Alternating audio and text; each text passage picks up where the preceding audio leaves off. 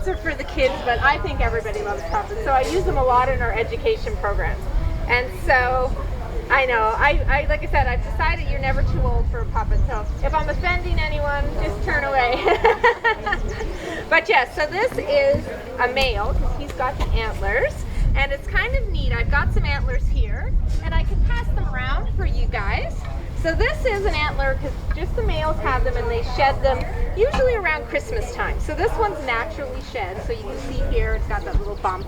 And one of the ones I had, because we do lots of school presentations and workshops, and one of the first ones I found many moons ago, I found it and it had a piece of skull still attached. And I thought, oh, that might be a little bit, you know, hard for kids to see. So I have like one of those circular saws.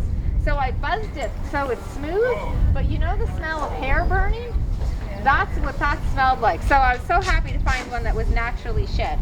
Now I'll pass it around because when these are shed, they have calcium. So things like rodents, squirrels, porcupines, mice chew on them to wear their teeth down as well. So this has a little bit of a bite mark. So I can pass that around. And then this is one that I found in March. So it had been munched on all through the kind of winter season. It's been eaten. It's been chewed down. So I said nature is a great recycler.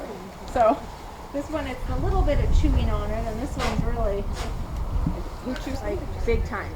And so obviously if you're in an area with natural kind of green space, hosta is maybe not the best thing to plant. But there are some deterrents that you can use as well. Thank you. Oh, Works. Hi, Paul. Hi, Paul. Sing anytime. So now one of the other animals that I'll talk about, I'll start with this guy. Okay. Any ideas? Porcupine. I love it. And so porcupines are, I was going to say phenomenal, but they're pretty neat. I think they get a bad reputation sometimes. I am guilty of it myself. I used to do kind of forest surveys and lake surveys 1,000 years ago, and I used to only see porcupines kind of as a blob almost in a tree. So I kind of thought they didn't have much personality. And then when I met some porcupines up close during rehab, I realized how wrong I was. And so porcupines, who thinks they make big sounds? Who thinks they make little sounds? Yeah, see, I was sort of thinking that too, like genteel, you know. And so when we did hands-on rehab, porcupines are born with quills. So all of the moms kind of go, oh, but they're wet, and they're not very big when they're born. But so how we would handle them at the center is we would wear leather gloves, and we would have a big paper envelope. So we would feed them, so we'd pick them up and we'd have them on the envelope, because if their quills touched fabric, they would release the quills. So we'd hold them like this, and we'd give them their baby bottle with their formula. Loved it, easy peasy. So I had met my first baby porcupine. I had been feeding it, this going very, very well. But then it needed some medicine. And so it needed a little syringe full twice a day, I think like 30 drops. I thought, that's not much. You know, so I pick up the porcupine, the way I would if I was feeding him, and I give him this little bit of medicine. And remember we were talking about, do they make big sounds or little sounds? This is where I found out it's big sounds. So first it started with a, and I was like, whoo. I'm like, oh, sorry, obviously this isn't as big of a hit. So then I put a little bit more in. Like screaming hysterically, does not want to take this medicine. So I managed to get it in, literally like my heart's beating, my face is all red. I put the porcupine, the baby, down, and he's now calmed down from kind of his tantrum, but he's still doing the like kind of like a little kid who stopped crying but couldn't stop crying. So I offered him some almonds because that was a favorite. So he wouldn't look at me, he would grab the almond, and he's still eating it very aggressively, and they have very long nails, which helps them climb very well, and he's going and chewing. So it would take 8 almonds for him to calm it down. So to answer the question, they have big noises. So females actually scream from a tree when they're looking for a date. I tried that to get my husband to take me to the show. It did not work. So it seems to be very specific to porcupines. But basically those quills, the tail is a strong muscle, and they swing that tail to keep them safe if something like a dog is sneaking around, kind of thinking about having them for a snack. Now, I'll talk about maybe one more I mean, I can talk all day, but just get the shepherd hook and pull me off, but is the beaver. And so again, talking about coexistence, beavers are nature's engineers. And, you know, they really can manipulate and alter their landscape to suit their needs. Anybody else, any other species like to do that? Change the landscape dramatically and to suit their needs. People. But now when we do it, unfortunately, we're not nearly as good as the beaver, because when the beaver changes the landscape, it's for the better. And so they're creating wetlands and impounds of water. It's habitat for hundreds of species.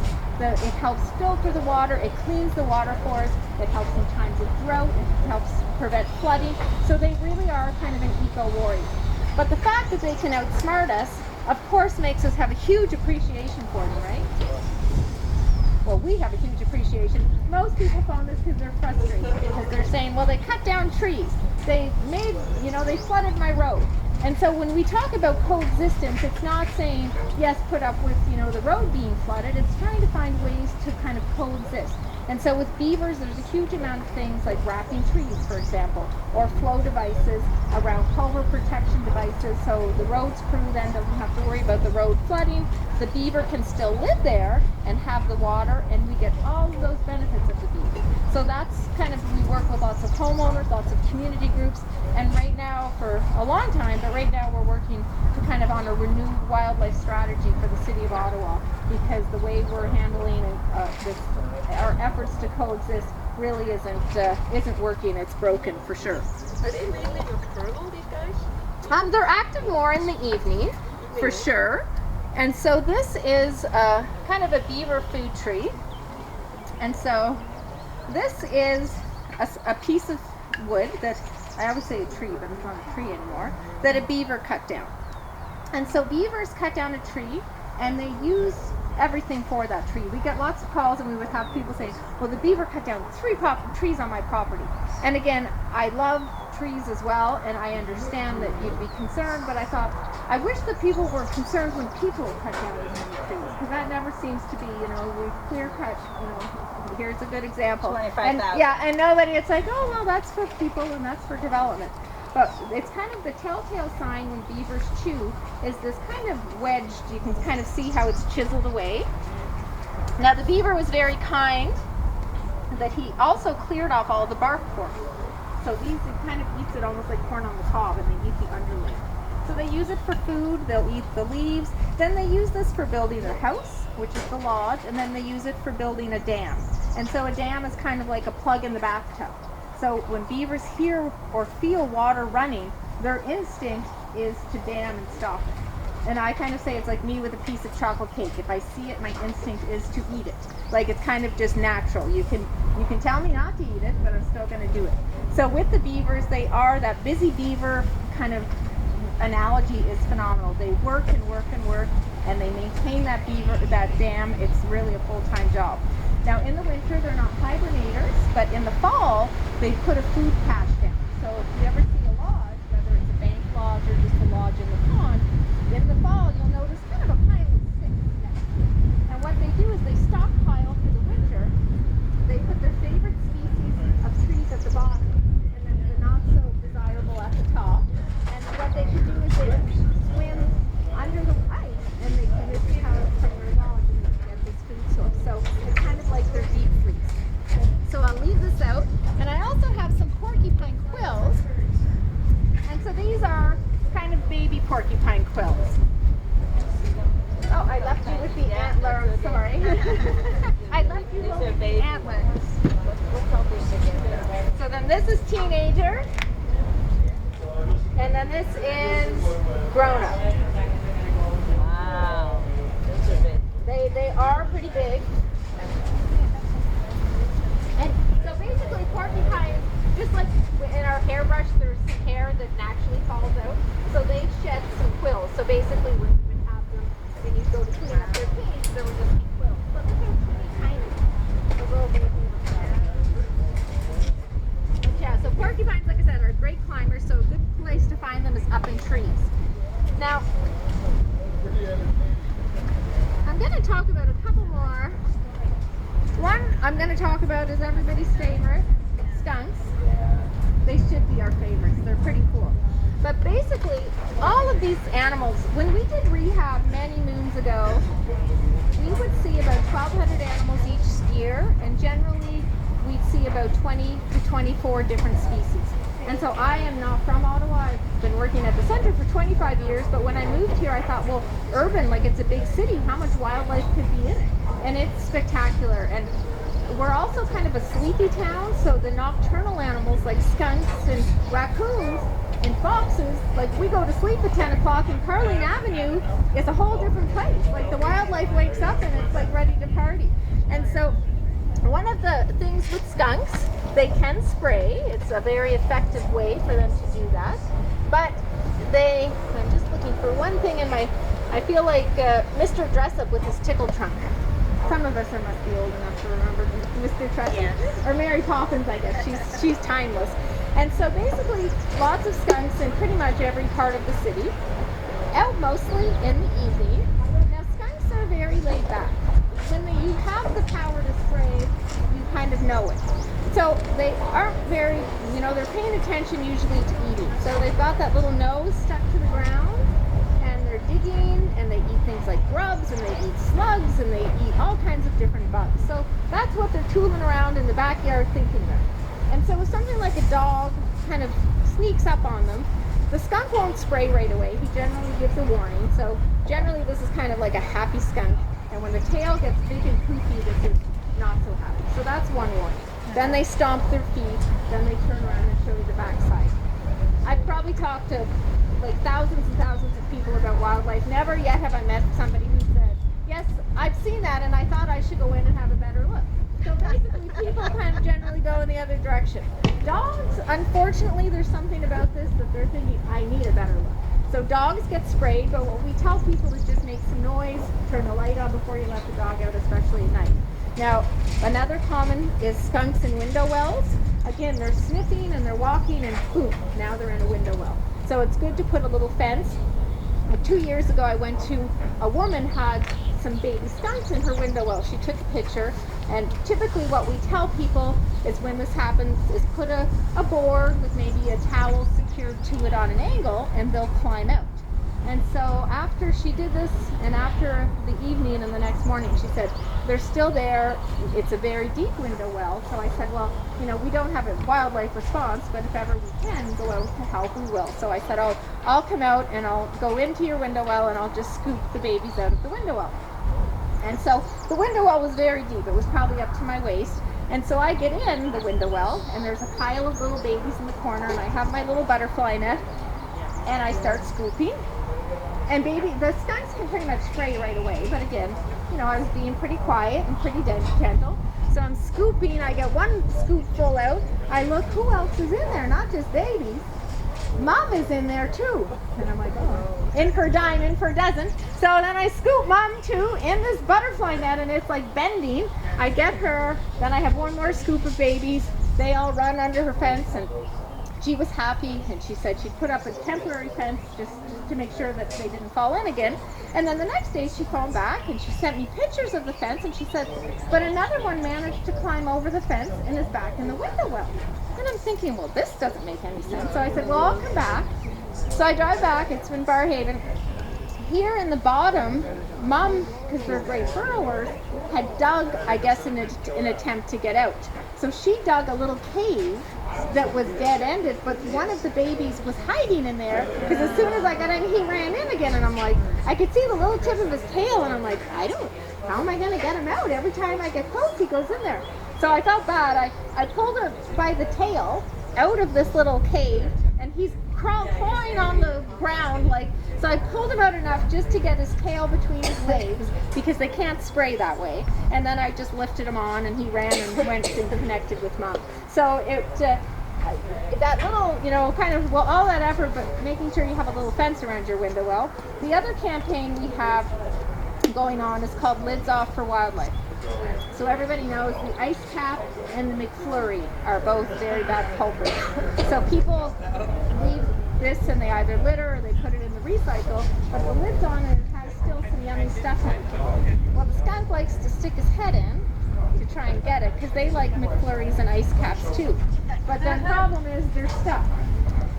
And almost a better situation for us to try and help if the whole thing is stuck, because obviously their mobility and vision is impaired. But what happens is usually they can fuss around and get this part off, but then they're left with this dome collar that obviously is going to dig into their neck and get infected and really be kind of a slow, painful death. And so we've attended several situations where we've caught the animal and cut the collar off. But again, what's much easier is for people to keep, if you throw them away or recycle them, to take the lid off, break the lid. And so that little step is so easy in preventing kind of a harm for wildlife. So now, does anybody have any questions? Because like I said, we were kind of, normally at fairs like this, kind of people are touring around, so we kind of do one-on-one. So does anybody have any questions about wildlife coexisting, any of our programs? I have a comment. Okay. The peanut gallery there. If a skunk just happens to go in your green bin and it wants to get out, don't call the city because they'll say it's not their business. And I said, well, when the guys come to take it, they're going to open the bin and it's going to spray in their face, and that's really dangerous. And they said, sorry, we can't do anything. So I'm thinking, I'm going to save our yak.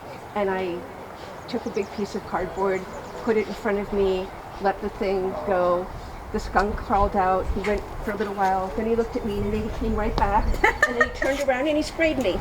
Well, And it put me in the hospital, actually. Right in my lungs. Well, it is a strong I mean, I've been sprayed, but generally I've been vaccinating animals, and even that is very rare. And we were doing a surgery once, and one of the scent glands ruptured, and I can attest to the fact it's a strong chemical. Like in that moment, it was almost a chemical. Like it wasn't that your first reaction wasn't that it smelled bad. It was that it was a chemical. But that's unusual. I have to say, like pretty much 99% of what we hear getting sprayed are dogs, and then maybe the odd cat tied in. But even cats, and when we tell people that cats typically don't, when somebody would phone and say my cat got sprayed, usually I'll say, oh, that's odd. Normally it's dogs.